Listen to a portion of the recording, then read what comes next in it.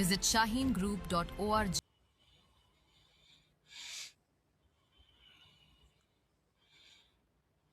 Hello students, in this class we are going to discuss the portion for part test 10 in rapid revision, human physiology unit. Correct? A very important unit.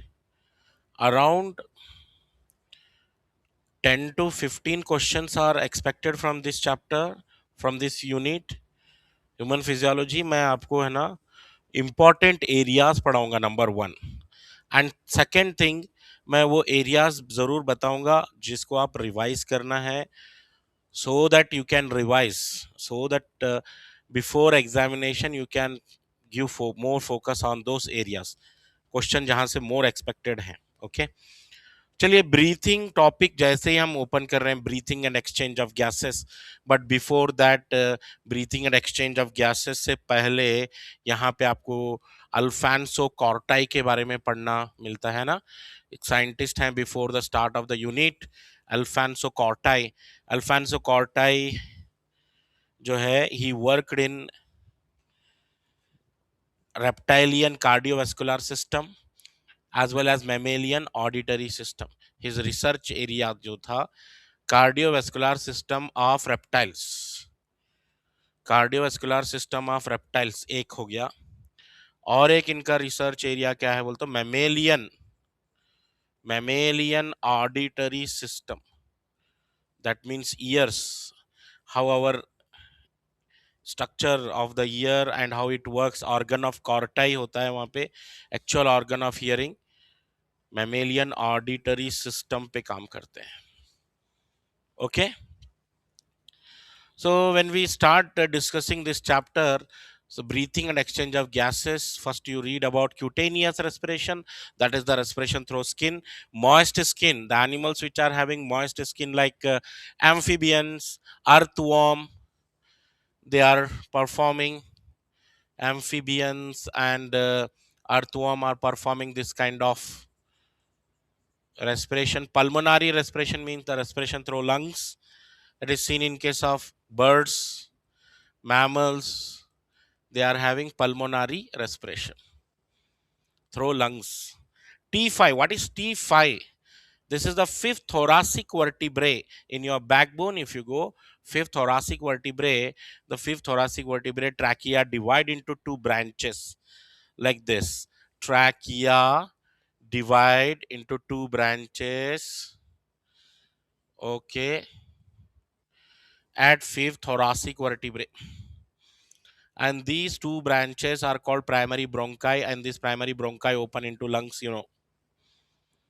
lungs में जाके open होते हैं ये. At the level of fifth thoracic vertebrae this happens. So maximum important points सारे cover हो जाएंगे, just focus कीजिए. Incomplete cartilaginous ring बोलेंगे इनको. इनकम्प्लीट कार्टिलेजिनस रिंग्स क्या होते हैं, जरा सुन लो students. Incomplete cartilaginous rings means trachea, primary bronchi, secondary bronchi, tertiary bronchi, initial bronchiole, terminal bronchiole and the alveoli. If you go inside the lungs, structure of lungs, if you see inside the lungs, the trachea, first of all trachea in the mid thoracic cavity at T5 position, it divide into two branches, that is primary bronchi. Primary bronchi enter into the lung and undergo division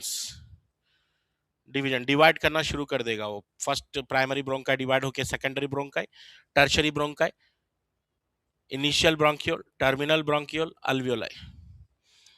ठीक है. So cartilaginous rings are present up to initial bronchiole तक होते हैं. देखिए, up to initial bronchiole cartilaginous rings are present, and these cartilaginous rings, they protect the trachea from collapsing. These respiratory passages, air passages, they are supported by C-shaped, that means incomplete. O shape बोल तो क्या होता है, complete. This is the C-shaped cartilaginous rings which are providing support, and these lungs are covered by a protective membrane, double membranous cover around the lungs. This is called pleura. क्या बोलते हैं? Pleura. Heart के cover को क्या बोलते हैं? Pericardium. Lungs के cover को प्लूरा। ब्रेन के कवर को मेनिंजेस। किडनी के कवर को रीनल कैप्सूल।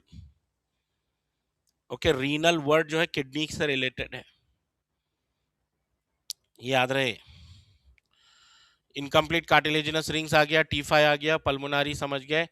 अब आइए ब्रीथिंग क्या होता है। ब्रीथिंग मतलब आप जो सांस ले रहे हैं, inspiration and expiration, inhalation and exhalation. Inhalation means taking air inside, exhalation means giving out air. So breathing हो गया वो। तो ब्रीथिंग में इंस्पायरेशन एंड एक्सपायरेशन आता है। सो 12 to 16 ब्रीथिंग होते हैं, 12 to 16 ब्रीथिंग पर मिनट होते हैं, पर minute. Okay, and respiration, our respiration is divided into 5 major steps. Our respiration is divided into 5 steps. Number 1, breathing. Second, external respiration. Third, transport of gases. Fourth, internal respiration. And fifth, cellular respiration. जब आप सांस लेंगे तो oxygen आपके trachea से होते हुए primary bronchi, secondary bronchi, tertiary bronchi, initial bronchiole, terminal bronchiole, फिर अल्वियोलाई। अल्वियोलाई से ऑक्सीजन निकल के ब्लड में जाएगा, right. Transport of gases between alveoli and blood. Alveoli और ब्लड के बीच में जो एक्सचेंज हो रहा है, that is called external respiration. Exchange of gases between alveoli and blood, external respiration. After that, all the oxygen are loaded into the blood. Oxygen load हो गया blood में। अब ब्लड ट्रांसपोर्ट करेगा वो गैसेस को, transportation of gases by blood. Blood carry oxygen, blood carry oxygen from alveoli to body tissues, and the same blood carry carbon dioxide from body tissues to alveoli. alveoli से body tissue को oxygen जाएगा, tissue से alveoli को वापस क्या आएगा? Tissue से alveoli को carbon dioxide. internal respiration means this is the exchange of gases between blood and tissue, blood and tissue. Finally oxygen enter into the cells, oxygen cell में जाएगा, सेलुलर रेस्पिरेशन करेगा। इन स्पायरोमीटर क्या है? Spirometer is nothing but the instrument use for measuring amount of air inhaled और exhaled. how much air you are inhaling, how much air you are exhaling, that can be measured by using spirometer. Spirometer से बहुत सारी air आप measure कर सकते हैं, but one air cannot be measured. What is that? Residual volume cannot be measured. RV value cannot be measured by spirometer. Void cannot be measured, अभी देखेंगे हम। यहां पर आइए, देखिए ये टर्म्स देखिए, सीखना है सबको। What is TV? What is TV? Tidal volume बोलेंगे इसको। What is tidal volume? Amount of air inhaled or exhaled in normal breathing. आप नॉर्मल जब सांस ले रहे हैं, कितनी एयर आप अंदर बाहर कर रहे हैं? This is around 500 ml. This is tidal volume. IRV means inspiratory reserve volume. The amount of air that is forcefully inhaled. Forcefully, ज्यादा से ज्यादा आप कितनी सांस अंदर ले सकते हैं, that is IRV. This is 2500 to 3000 ml. ERV क्या होगा? Expiratory reserve volume, amount of air that can be exhaled, maximum amount of air that can be exhaled. Expiratory reserve volume ये होगा 1000 से 1100 ml तक जाएगा, 1000 से 1100। आरवी क्या होता है? ये residual volume,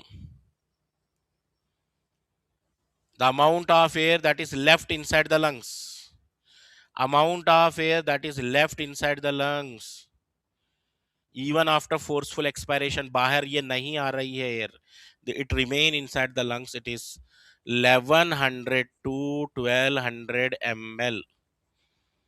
It is not coming out. IC क्या है? Inspiratory capacity, your inspiratory capacity. Your inspiratory capacity मतलब आप कितनी इंस्पायरेशन कर सकते हैं maximum, that is TV plus IRV। Normally आप 500 और ज़्यादा से ज़्यादा आप 3000 ले सकते हैं। तो दोनों मिला देंगे तो आईसी इंस्पायरेटरी कैपेसिटी होगा। ईसी क्या है? एक्सपायरेटरी कैपेसिटी है, that is the TV plus ERV. FRC क्या है देखिए जरा, फंक्शनल रेसिडुअल कैपेसिटी बोलते हैं इसको, functional residual capacity, amount of air that is left in your lungs after normal expiration. Normal expiration करने के बाद जो एयर बच गई है लंग्स में, that is functional residual capacity. It is ERV plus RV. और वाइटल कैपेसिटी क्या है? TV plus IRV plus ERV. Vital capacity very very important है, star point. This is the amount of air inhaled forcefully and exhaled forcefully. एक बार सांस जोर से अंदर लीजिए, फिर एक बार सांस जोर से बाहर छोड़िए, तो दोनों मिलाकर जो होगा वाइटल कैपेसिटी होगा, TV plus IRV plus ERV. Total lung capacity क्या है? Vital capacity plus RV. ये था tidal volume, inspiratory reserve volume, expiratory reserve volume, residual volume. ये जो एयर है लंग्स में ही रहेगी, residual volume not coming outside even after forceful expiration. It can not be measured also, इसको measure भी नहीं कर सकते आप, मेजर भी नहीं कर सकते, ठीक है।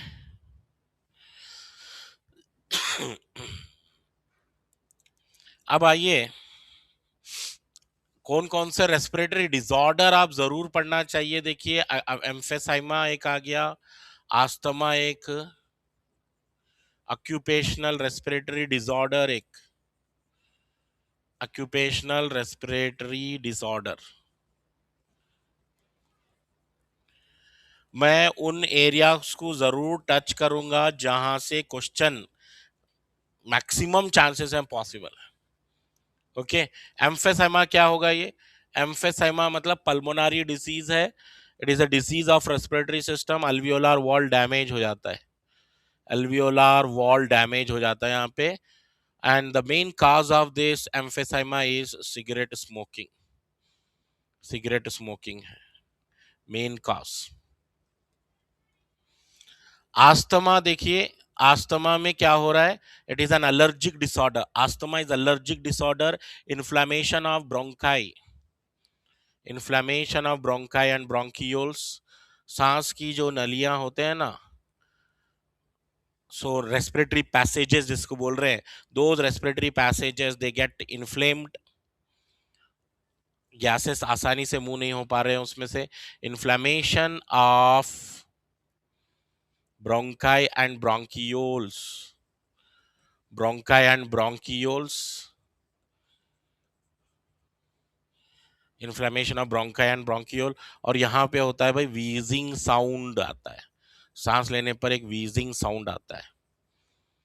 ऑक्यूपेशनल रेस्पिरेटरी डिसऑर्डर देखिए, जो लोग सिलिका डस्ट में काम कर रहे हैं, सैंड डस्ट में काम कर रहे हैं, स्टोन ग्राइंडर्स में काम कर रहे हैं, स्टोन ग्राइंडर्स में काम कर रहे हैं ना, they are having this kind of problem. Stone grinders में काम कर रहे हैं, ऑक्यूपेशनल रेस्पिरेटरी डिसऑर्डर होता है, सिलिकोसिस होता है, फाइब्रोसिस। फाइब्रोसिस मतलब क्या है? Excess proliferation, excess proliferation of fibrous tissue inside the lungs. मतलब लंग्स में जो एलास्टिसिटी है, फ्लेक्सिबिलिटी है, खत्म हो जाएगी because of excess formation of fibrous tissue, fibrosis बोले। और देखिए डिसऑर्डर्स में बॉडी फ्लूइड एंड सर्कुलेशन में आप जब पढ़ेंगे तो वहां पर देखिए ब्लड प्रेशर एक आएगा। ब्लड प्रेशर क्या होता है? Normal blood pressure is 120/80 mmHg, but high blood pressure क्या होता है भाई? हाई ब्लड प्रेशर, हाइपरटेंशन बोलते हैं इसको।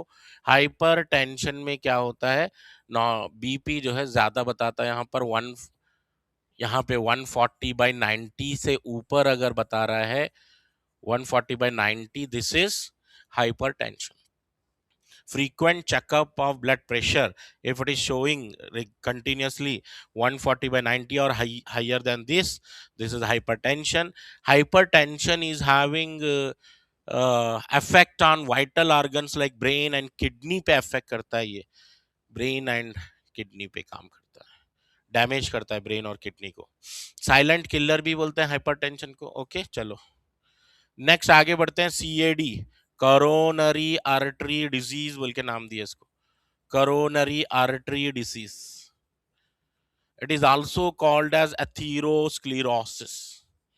एथीरोस्क्लेरोसिस भी बोल सकते हैं आप इसको. It is cause due to deposition of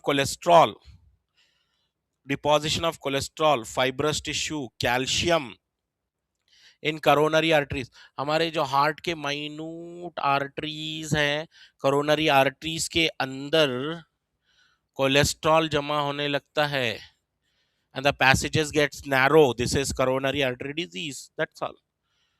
okay फिर एंजाइना पेक्टोरिस याद रखिए सब लोग. एंजाइना क्या है? Severe chest pain before heart attack. Severe chest pain before heart attack है ये. This is the major symptom of heart attack, severe chest pain before heart attack. Okay cardiac arrest क्या है? Sudden stop of heart beat. अगर heart beat रुक जाती है natural death में, sudden stop of heart beat, इसको बोलेंगे cardiac arrest. Sudden stop of heart beat हो गया ये कार्डियक अरेस्ट बोले, स्टॉप ऑफ हार्ट बीट. और हार्ट अटैक को क्या बोलेंगे? मायोकार्डियल इन्फार्क्शन बोलेंगे, myocardial infarction. This is the localized death of cardiac muscles of heart due to inadequate supply of oxygen. Oxygen नहीं मिलने के कारण, अगर कार्डियक मसल्स को, हार्ट मसल्स को ऑक्सीजन नहीं मिल पा रही है तो वहां पे localise death of cardiac muscle होगा, मायोकार्डियल इन्फार्क्शन बोलते हैं, localized death of cardiac muscle. These terms are available in notes and NCERT, दोनों तरफ मिल जाएंगे. मेन वर्ड की वर्ड को अंडरलाइन करके याद रखो. नेक्स्ट है heart failure. Heart failure means when heart is not pumping required amount of blood to the body parts. When heart is not pumping required amount of blood, required जितना चाहिए उससे कम blood pump कर रहा है. If body need 1000 ml, so instead of 1000 ml, heart is pumping 800 ml. So this is what heart failure. Inadequate supply of blood by the heart. और अगर हम excretion topic में जा रहे हैं, एक्सक्रीशन टॉपिक में जो मेन डिसऑर्डर है रीनल फेल्योर है. किडनी फेल्योर को बोलते हैं renal failure. Temporary solution for renal failure patient. Renal failure patient में पहले क्या होता है? Uremia. What is uremia? Increase level of urea in blood. Urea का लेवल ब्लड में बढ़ जाता है, इसको हम यूरेमिया बोलते हैं. और रीनल फेल्योर को ट्रीट करने के लिए टेम्पररी ट्रीटमेंट है इसका डायलिसिस. टेम्पररी ट्रीटमेंट है डायलिसिस. एंड परमानेंट क्योर अगर चाहिए तो kidney transplantation is the permanent solution. Kidney transplantation, सबके पास 2 किडनी है, 1 किडनी डोनेट कर किया जा सकता है. Between the close relatives, family members, tissue matching, blood group matching is required. ठीक है, kidney transplantation is the permanent solution. Otherwise dialysis कराते रहना. डायलिसिस को हम आर्टिफिशियल किडनी भी बोलते हैं. और नेक्स्ट आइए रीनल कैल्कुलाई. रीनल कैल्कुलाई मतलब deposition of calcium oxalate salts. Calcium oxalate salts अगर जमा हो रहे हैं, oxalate salts, deposition of oxalate salts in different parts of excretory system, maybe in kidney or ureter, ठीक है, और urinary bladder. This is called kidney stone. It causes severe painful urination. Even sometimes blood also comes during urination, that is because of kidney stone. और next आइए glomerulonephritis. Glomerulonephritis आप NCERT open करना और ये main जो disorders है पहले पढ़ लेना। डिसऑर्डर से क्वेश्चन 100% आएगा। ग्लोमेरुलोनेफ्राइटिस क्या है? Glomerulonephritis is inflammation of glomeruli. Inflammation of glomeruli. देखिए, ब्रीथिंग के डिसऑर्डर, बॉडी फ्लूइड के डिसऑर्डर्स, नेक्स्ट एक्सक्रीशन चैप्टर के डिसऑर्डर, लोकोमोशन चैप्टर के डिसऑर्डर क्वेश्चन आएगा। ठीक है, पूरे डिसऑर्डर पढ़ लेना एक जगह से, राइट। नेक्स्ट आइए अब लोकोमोशन टॉपिक में myasthenia gravis. If you go to locomotion chapter, myasthenia gravis बोल के डिसऑर्डर। मायास्थेनिया ग्रेविस क्या होता है भाई? इसमें it is an autoimmune disorder है। Autoimmune disorder means when our own antibody attack our own cells. Autoimmune disorder। our own immune system, हमारा खुद का own immune system हमारे ही बॉडी सेल्स को अटैक कर रहा है। ऑटो इम्यून डिसऑर्डर बोले उसको। ठीक है, neuromuscular junctions are destroyed, NMJ destroy हो रहे हैं, पैरालिसिस हो रहा है, फैटिग हो रहा है। तो ये मायास्थेनिया ग्रेविस है। मायोटोनिक या मस्कुलर डिस्ट्रॉफी भी बोल सकते हैं, जेनेटिक डिसऑर्डर है। Muscular dystrophy, degeneration of skeletal muscles, एक जेनेटिक एक हेरिडिटरी प्रॉब्लम है जहां पे मसल्स, जो बॉडी में मसल्स हैं वो मसल्स ब्रेक होना शुरू हो जाते हैं। Muscular dystrophy, degeneration of skeletal muscles, बोलिए degeneration of skeletal muscle, muscular dystrophy. फिर टिटानी क्या है भाई? टिटानी में क्या हो रहा है? Low calcium in body fluid, body fluid में कैल्शियम की कमी हो जाती है। बॉडी फ्लूइड में कैल्शियम की कमी हो जाती है, तो उसको हम क्या बोले? Tetany. And it causes rapid spasm in muscles, rapid spasm, rapid spasm in muscles हो गया टिटानी में। Low calcium in body fluid. और ऑस्टियोपोरोसिस में देखिए, ऑस्टियोपोरोसिस मतलब decrease in density of bones, bones की डेंसिटी कम हो जाता है। Decrease in density, density of bones कम हो जाती है।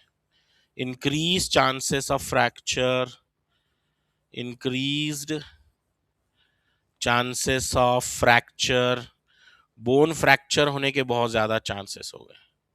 इंक्रीज चांसेस ऑफ फ्रैक्चर्स, क्योंकि बोन की डेंसिटी कम हो गई है।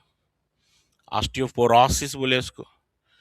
अर्थराइटिस, इन्फ्लेमेशन ऑफ, अर्थराइटिस में क्या हो रहा है? इन्फ्लेमेशन ऑफ जॉइंट्स, जॉइंट्स में इन्फ्लेमेशन होना।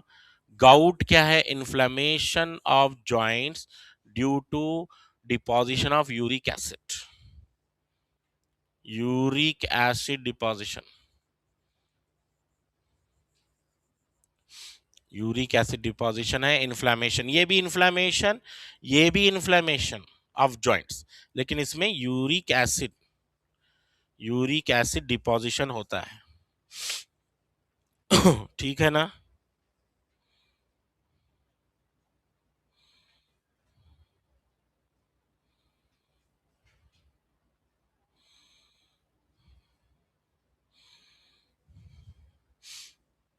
और जो है बहुत ही इंपॉर्टेंट एरिया बता रहा हूं मैं, जॉइंट्स वाली जो टॉपिक है ना, यहां से भी क्वेश्चन मैक्सिमम चांसेस होते हैं भाई आने के। जॉइंट्स जरूर पढ़ लेना। जॉइंट्स में आप याद रखिए, there are 3 types of joints. Fibrous joints, cartilaginous joint, cartilaginous joint, and synovial joint. Synovial joint. Fibrous joint जो होता है ना वो इमूवेबल जॉइंट है। इमोबाइल मतलब ये not moving. The flat bones of our cranium, flat bones of our skull, flat bones, skull जो cranium है ना, क्रेनियम, क्रेनियम मतलब आपका ये हेड कवर जो है, क्रेनियम फ्लैट बोन्स में होते हैं। Fibrous joint immobile, can not move. And cartilaginous ये है ना स्लाइटली मूवेबल जॉइंट है। स्लाइटली मूवेबल है, ये थोड़ा सा मूव हो सकते हैं। Cartilaginous joint slightly movable. और ये होता है ना वर्टिब्रल कॉलम में होता है। Vertebral column VC, cartilaginous joint. Synovial joint क्या है? फ्रीली मोबाइल जॉइंट है। फ्रीली मोबाइल, फ्रीली मूव होते हैं ये। और ये फ्रीली मोबाइल जॉइंट कहाँ कहाँ मिलेंगे आपको, that is very very important.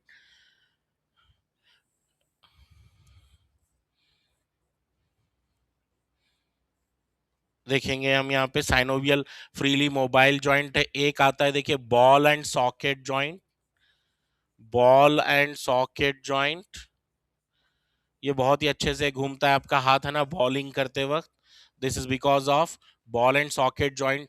Head of humerus fixes with glenoid cavity. यहाँ पे ग्लेनॉइड कैविटी होती है, उसमें जो है ये अच्छे से बॉल एंड सॉकेट जॉइंट है, बहुत ही अच्छे से घूमता है। लुब्रिकेशन होती है उसमें because of synovial fluid. Ball and socket joint बोले इसको। फिर आपका सैडल जॉइंट आ जाता है भाई। सैडल जॉइंट आपका इधर आ रहा है, carpometacarpal of thumb. Thumb में आ रहा है देखिए, carpometacarpal of thumb, saddle joint. Gliding joint आ रहा है बिटवीन कार्पेल्स, ये रिस्ट जॉइंट, ये रिस्ट जॉइंट यहाँ पे कार्पेल जॉइंट है आपका। और कौन सा है? Hinge joint.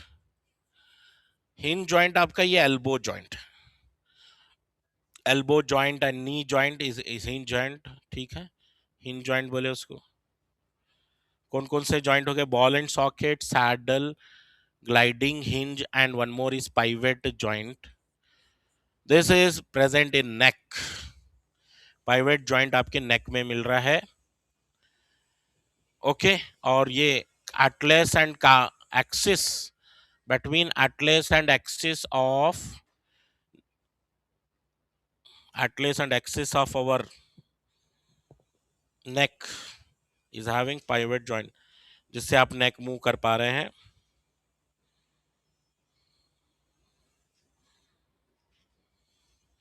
What is the longest and strongest bone of the body?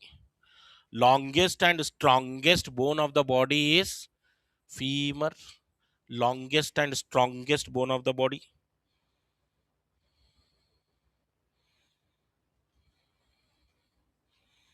Kneecap. What do you call the kneecap? Patella. Longest and strongest bone of the body femur हो गया। Longest and strongest bone of the body आ गया। Knee cap पटेला आ गया।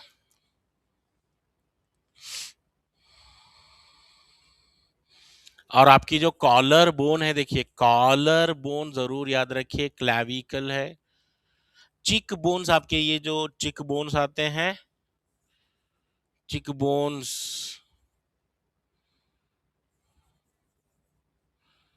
चिक bone जो है आपको क्या बोलेंगे? जाइगोमैटिक बोन्स बोलेंगे। कौन से बोन्स? जाइगोमैटिक, ये चिक बोन्स। लोअर जॉ आपका मैंडिबल हो गया। Lower jaw is mandible,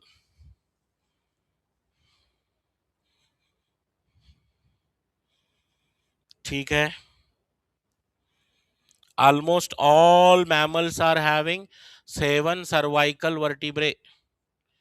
How many vertebrae? 7 cervical। cervical vertebrae कितने हैं? 7 हैं देखिए।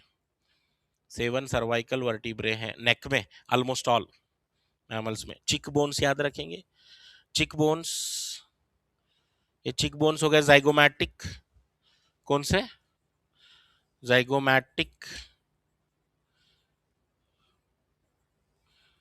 जाइगोमैटिक। लोअर जॉ कौन सा आया, मैंडिबल।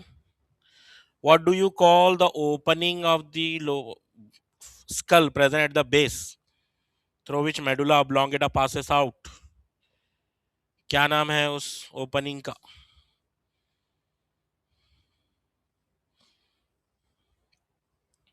यस, फोरामन मैग्नम बोलेंगे। क्या बोलेंगे उसको? फोरामन मैग्नम बोलेंगे।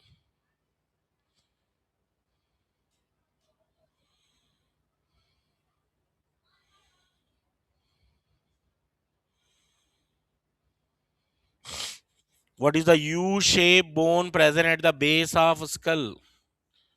At the base of skull U-shaped bone होती है। At the base of skull क्या नाम उसका? हायोड, हायोड बोन बोलते हैं उसको। ठीक है, देखिए बोन से कंपलसरी क्वेश्चन, मैं सबसे पहले आपको रेस्पिरेटरी वॉल्यूम वाला एरिया बताया, TV IRV ERV compulsory question है भाई, आने के चांसेस ज्यादा हैं। डिसऑर्डर से क्वेश्चन आने के चांसेस हैं, बोन से आने के चांसेस हैं, इसलिए मैं बोन्स डिस्कस कर रहा हूँ। वेरी वेरी इंपॉर्टेंट जो बोन्स हैं वो बता रहा हूँ मैं, बहुत ही इंपॉर्टेंट जहां से क्वेश्चन आने के चांसेस हैं। Name the flat bone present in the mid line of the thorax. Ventral mid line, ventral mid line of thorax में कौन सी बोन आएगी? वेंट्रल मिड लाइन मतलब ये वाली bone, ventral mid line of thorax में आपको मिलेगी एक बोन यहाँ पे, इसका नाम है स्टर्नम। क्या बोले? स्टर्नम, चेस्ट बोन भी बोल सकते हैं आप इसको।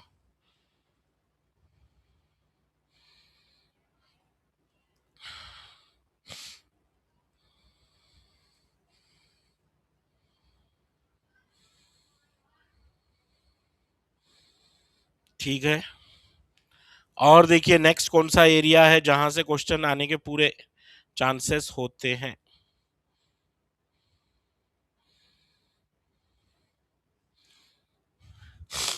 जहां से क्वेश्चन आने के पूरे पूरे चांसेस होते हैं, ये पूरे याद रख लीजिए। जाइगोमैटिक कौन सा बोला मैं आपको? चिक बोन्स बोला मैं, चिक बोन्स। लोअर जॉ क्या नाम था बोलो? लोअर जॉ का नाम था mandible,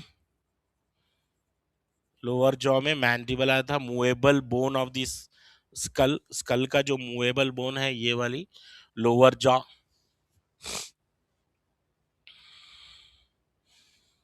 mid line of the thorax मतलब ये वाली बोन, ये चेस्ट बोन है, स्टर्नम नाम दिए इसको। क्या नाम दिए? स्टर्नम। ओके, ये सारी चीजें पढ़ लेना। नेक्स्ट, अब आइए थोड़ा सा हम स्ट्रक्चर्स पे डिस्कस करेंगे। देखिए human heart, if I speak about the human heart, the very very important areas in human heart, ये राइट अट्रियम आ गया, ये राइट वेंट्रिकल आ गया, लेफ्ट अट्रियम आ गया, ये लेफ्ट वेंट्रिकल आ गया। In between R, that means right side atrium and ventricle are separated by tricuspid valve, tricuspid valve, and left atrium and left ventricle are separated by bicuspid valve, bicuspid valve। Okay, और एक याद रखिए यहाँ पे, right ventricle से बाहर जा रहा है पल्मोनरी आर्टरी, और लेफ्ट वेंट्रिकल से बाहर जा रहा है एओर्टा, लेफ्ट वेंट्रिकल से बाहर जा रहा है aorta. And these are provided by semilunar valves, semilunar valves। valve से क्वेश्चन बन सकता है, वेरी इंपॉर्टेंट, तो इनको जरूर याद करिए। R S T you can remember, right side tricuspid, left side L S B, left side bicuspid. And semilunar valves are present in the opening of pulmonary artery and aorta, pulmonary artery and aorta की opening में right side से क्या निकल रही है? Pulmonary artery, ये है P A pulmonary artery. Left ventricle से निकल रहा है एओर्टा, एओर्टा, ठीक है। And both the ventricles are separated by a partition, muscular partition, interventricular septum. क्या बोले थे उसको? इंटरवेंट्रिकुलर सेप्टम बोले। The volume of ventricles is usually greater than volume of atrium. Ventricles बड़े होते हैं साइज में compare to atrium, and thickness of ventricular valve, thickness of ventricles valve, ventricles wall greater than thickness of, greater than thickness of atrium, thickness of atrium, atrium के thickness से ज्यादा होता है ventricular wall का thickness, thickness of ventricular wall is greater than thickness of atrium. And the amount of blood pumped from, the amount of blood pumped from each of the ventricle per heartbeat, कितना blood pump हो रहा है right ventricle से, कितना left ventricle से, कितना, so it is around 70 ml, 70 ml. Amount of blood pumped from each of the ventricle, amount of blood pumped from each of the ventricle per heartbeat, it is called stroke volume बोलते हैं इसको, per heartbeat stroke volume, it is around 70 ml, but it can change, it can be altered.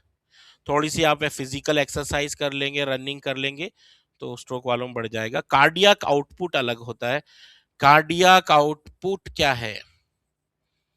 Cardiac output होता है stroke volume into HR, 70 into HR कितना होता है? 72 times heart beat है ये, 72 times heart beat, heart rate, heart rate हो गया वो 5040 ml, दैट मीन्स 5000 ml हो रहा है ये, ठीक है। 5040 ml, approximately 5 litres of blood पर मिनट का है ये concept. Amount of blood pump from each of the ventricle पर मिनट, इट इज फॉर पर मिनट, ठीक है, पर मिनट। और ये था पर हार्ट बीट, पर हार्ट बीट,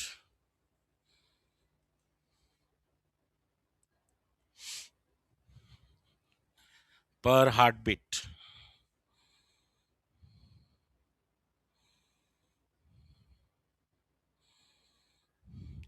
एक मिनट में 60 सेकेंड, एक मिनट में 60 सेकेंड्स, और हार्ट बीट कितना है?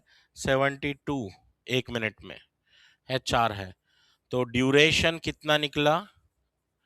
एक हार्ट बीट का ड्यूरेशन कितना होता है? Duration of cardiac cycle, 1 cardiac cycle का ड्यूरेशन निकलेगा, देखिए 0.8 सेकेंड का आएगा, 0.8 सेकेंड, 0.8 सेकेंड, ठीक है, 0.8 सेकेंड है एक हार्ट बीट का ड्यूरेशन। ये भी बड़े इंपॉर्टेंट हो गए भाई, स्ट्रोक वॉल्यूम, कार्डियक आउटपुट, बहुत ज्यादा इंपॉर्टेंट। अब आइए देखिए यहाँ पर नेक्स्ट, नेक्स्ट आ जाइए, जब आप इसमें न्यूरल कंडक्शन में आते हैं, न्यूरल कंडक्शन में हम पढ़ते हैं, देखिए when neuron is resting, when neuron is not conducting any impulse, 3 sodium ions are moving outside, for 2 potassium ions moving inside. This establishes resting potential, इसमें आएगा resting potential आएगा। ऐसा करने से क्या होता है? outside of the neuron will become more and more positive, more and more positive, and inside become negative। ये resting potential है, ये भी रेस्टिंग पोटेंशियल है। तो इनसाइड नेगेटिव नेगेटिव नेगेटिव रहेगा because of negatively charge protein, negatively charged protein. When 3 sodium ions are moving outward and 2 potassium ions are moving inward, that we call resting potential. And when stimulus is applied, जब stimulus apply हो जाता है in a particular segment of neuron, तो sodium अंदर आ जाते हैं, sodium अंदर, नेगेटिव चार्ज बाहर. ओके, तो this particular part, suppose if I call this area as A and this area is B, तो यहाँ पे क्या है, ए एरिया में स्टिमुलस अप्लाई हो चुका है, दैट्स वाई सोडियम इनफ्लक्स हो गया है यहाँ पे.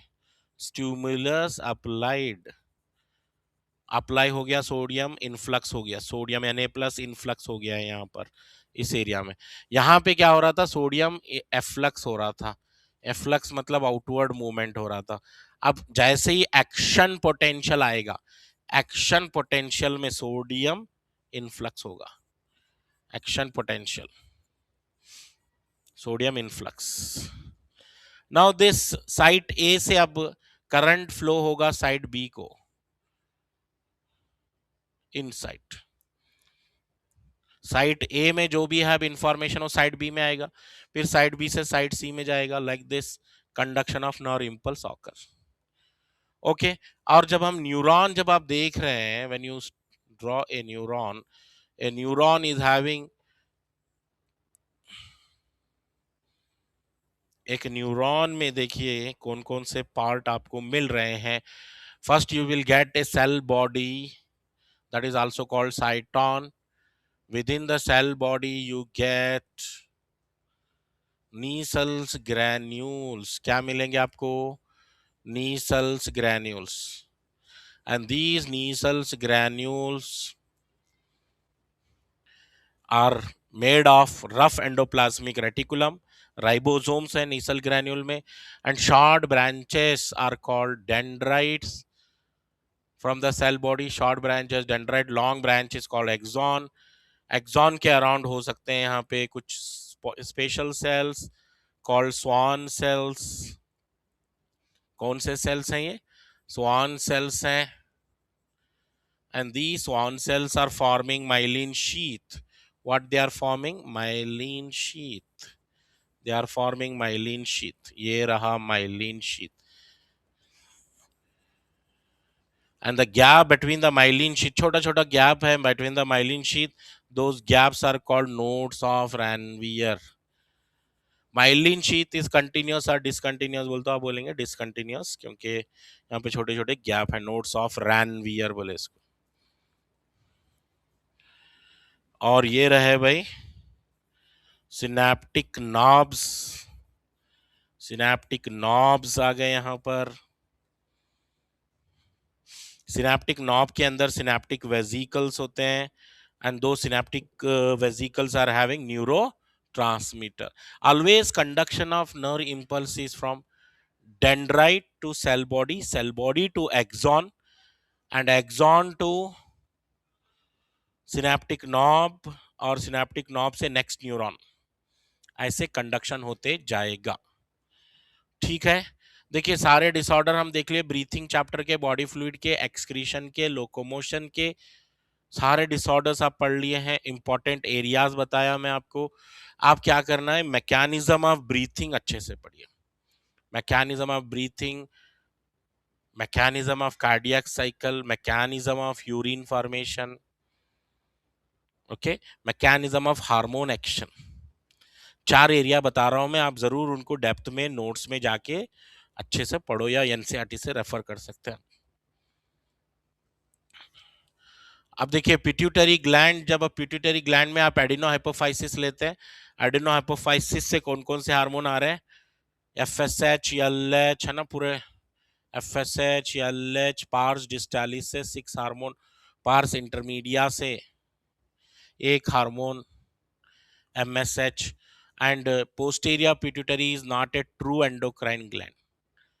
न्यूरोहाइपोफाइसिस जिसको बोलते हैं आप, neurohypophysis is not a true endocrine gland because It is not secreting any of its own hormone. It store and releases two hormones, that is oxytocin and vasopressin, also called ADH. Oxytocin milk ejecting hormone है, anti diuretic hormone ये ADH है, anti diuretic hormone है. Actually these two hormones are produce from hypothalamus. Produce कहां से हो रहे हैं? Hypothalamus से. बट रिलीज कहां से हो रहे हैं? रिलीज कहां से हो रहे हैं? न्यूरोहाइपोफाइसिस से. अगर ग्रोथ हार्मोन का हाइपोसिक्रीशन हो गया, अगर नहीं बन पाया ये ग्रोथ हार्मोन अच्छे से, तो डॉर्फिज्म हो जाता है. और अगर ग्रोथ हार्मोन का एक्सेस प्रोड्यूस होना, hyper secretion in children, hyper secretion before puberty, before puberty, puberty से पहले जो है ग्रोथ हार्मोन ज्यादा बन रहा है तो जिगैंटिज्म हो जाएगा, हाइट बहुत ज्यादा हो जाएगी. और अगर ग्रोथ हार्मोन एक्सेस हो गया है अडल्ट्स में हाइपर सिक्रीशन इन अडल्ट्स में हो रहा है, तो अक्रोमेगाली बोलते हैं वो डिसीज को. फेशियल डिसफिगरमेंट, स्पेशली फेस के जो चेंजेस हो जाते हैं बहुत सारे. और हाइपोसिक्रीशन ऑफ एडीएच से कौन सी डिसीज होती है? बहुत ज्यादा यूरिन आता है वहां पे. ADH hormone prevent excess urination. अगर यह हार्मोन कम हो जाए बॉडी में, hyposecretion of ADH causes diabetes insipidus. क्या नाम? दो टाइप की डायबिटीज होती है student. Can you tell me what are the types of diabetes? एक है डायबिटीज मेलिटस और एक है diabetes insipidus. Diabetes insipidus, you are right, insipidus. Excess urination.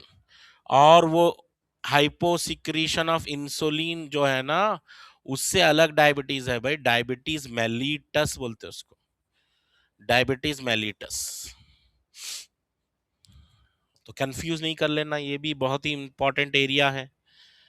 Diabetes insipidus में क्या होता है बोलो? एक्सेस यूरिनेशन, पॉली यूरिया बोलते हैं, polyuria, excess urination. But if you go to diabetes mellitus, you will get polyuria, glycosuria and ketonuria. Excess urination के साथ साथ वहां पे ग्लूकोज का प्रेजेंस रहना यूरिन में, ग्लूकोज का प्रेजेंस भी आता है, कीटोन बॉडीज भी आते हैं यूरिन में. ठीक है. और बताइए कौन सा पढ़ना है आपको?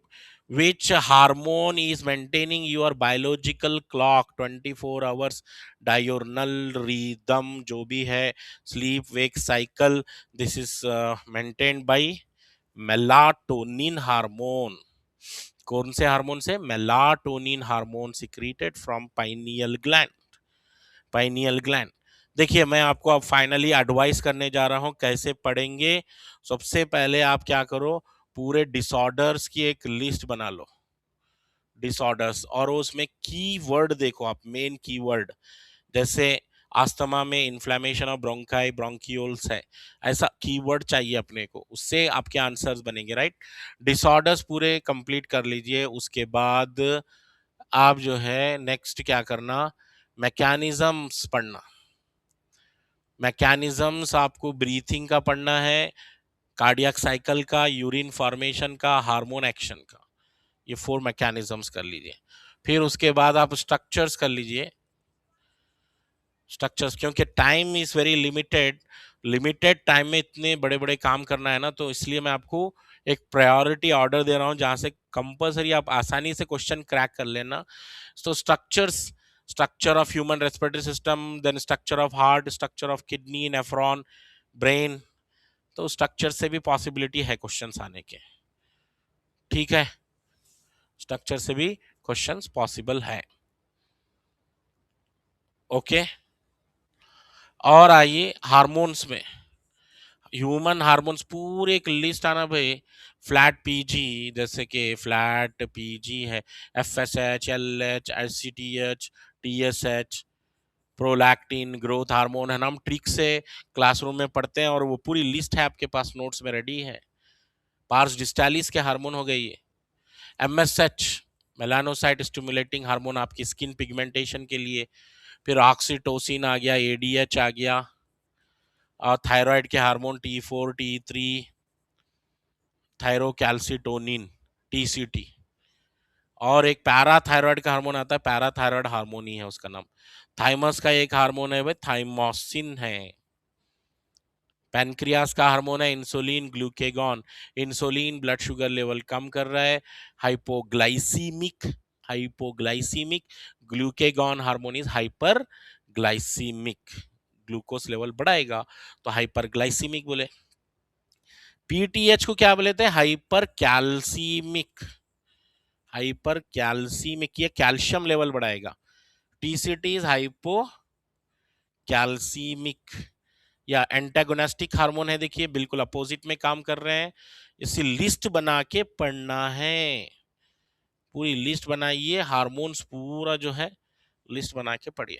ओके, तब ये ह्यूमन फिजियोलॉजी चैप्टर आपका कंट्रोल में आ जाएगा। वेरी वेरी इंपॉर्टेंट एरियाज तो मैं टच किया हूँ, बट आपको भी पढ़ना होगा, नोट्स से, एनसीईआरटी से रिवाइज करना होगा।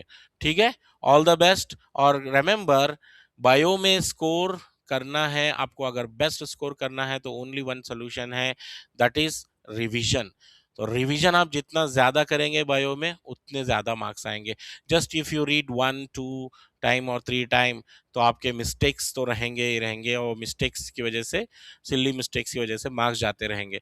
If you want to avoid all the silly mistakes, only one solution, keep on revising.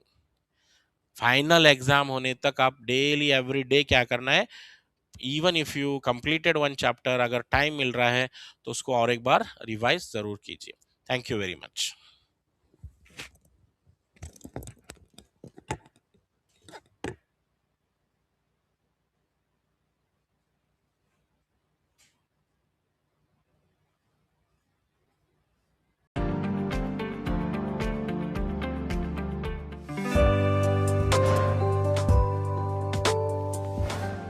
Visit shaheengroup.org